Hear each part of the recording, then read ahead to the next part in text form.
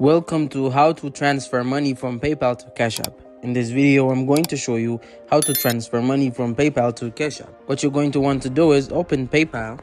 I'm going to go to transfer balance. We'll click on transfer to bank. You can see I have my bank here. I'm going to change it. So I'll click on change, then link new bank account. You'll see I type in Cash App, but Cash App isn't going to be here. But we're still going to want to type it in. That way we can click on enter your bank details. Now you're going to want to open Cash App, and you're going to need to have a Cash App card for this because it will give you a routing and an account number. You can see on the home page, click on routing and account number, and you essentially just copy and paste them into your PayPal.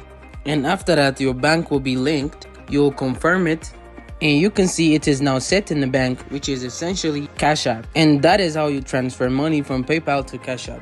Thank you guys for watching this video. If this video was helpful, don't forget to like and subscribe to my YouTube channel. And if you have any question, doubt, or suggestion, please leave it in the comment section below.